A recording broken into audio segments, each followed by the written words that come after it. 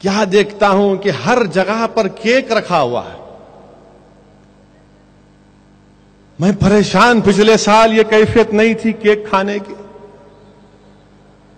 ہم سمجھتے تھے کہ حلیم، رمضان آیا تو حلیم، مگر یہ نئی کیفیت پیدا ہوئی. کیک کھا رہے آپ لوگ، اتنا مزے کا دکھ رہا کیک، اور وہ بھی 31 دسمبر کو ہی کیک. کبھی لکھ گئے سال میں کبھی 1-2 مرتبہ اپنی اماں کو، لو اماں کیک لے کے آپ تو اور میں بیٹھ کے کھائیں گے. کبھی اپنی بیوی کو لے جا کے دیے، چلو اپن کیک کھائیں گے. 31 دسمبر کو ہی کیک کئی کو یاد آیا بھائی. کہاں کا کیک، کدھر کا کیک؟ وہ کیک سے ہمارے کو کیا کرنا ہے؟ کیک کو کک مارو. 31 دسمبر کو ہی پورے، میں ایک جگہ رکا، میں ہوٹل والے کو بولا، ملا بھائی ماجرا کیا ہے بتائیے. بیچارے شرماتے ہوئے آ کے بولے کیا کرنا صاحب، آج کل تو سب کھا رہے ہیں اس لیے ہم بھی رکھے. کاروبار صحیح ہے، کاروبار ان کا ہو جاتا، ان کی غلطی نہیں. مگر میرے عزیز دوستو یاد رکھو، اگر تم 31 دسمبر کے دن تم کیک کھاؤ گے، تھوڑی دیر کے لیے سوچ لو کہ 10 سال کے بعد وہ آنے والی نسل کیا کرے گی. آج کیک ہے تو کل کیا ہوگا خدا نہ خواستہ. یقیناً ہم کو مذہبی آزادی ہے، ہم کچھ بھی کر سکتے، جمہوریت ہے، مگر یاد رکھو ہماری تہذیب اور تمدن بھی تو کوئی چیز ہے.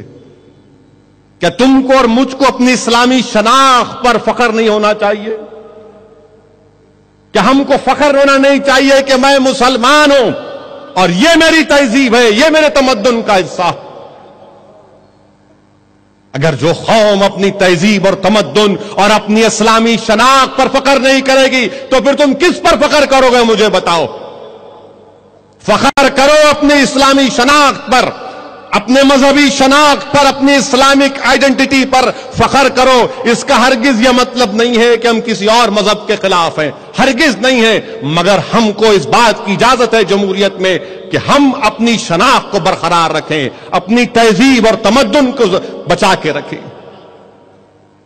اب تو کیک بھی کھا رہے، اب تو صبح صبح موزندے مارکیٹ کے پاس غپا غپ اڈلی بھی کھا رہے. گھر میں کھاؤ میرے بھائی، گھر میں کھاؤ، گھر کے کھانے میں برکت ہوتی. کئی بزرگوں سے، کئی ولی اللہ کے پیروں کے پاس بیٹھ کے میں نے سنا کہ گھر کے کھانے میں بہت برکت ہوتی. ایک انڈا ہوتا ہے گھر کا، اس میں برکت ہوتی. اپنا پیسہ گھر میں استعمال کرو، کیوں ادھر ادھر دیتے. تو انشاءاللہ تعالی امید کرتا ہوں کہ آئندہ سال ایٹ لیسٹ 30% تو کیک کم ہوگا نا. دیکھیں گے انشاءاللہ. تو بول رہے اللہ کرے کہ 30% کیک کم ہو، اور اس کا ثبوت یہ ہوگا کہ ہوٹل والے بولیں گے انہوں بولے تھے دارالسلام میں نقصان ہوا ہمارے کو. نقصان نہیں کرنا ہے، مگر اپنا نقصان مت کرو کسی کا فائدہ کرنے کے لیے.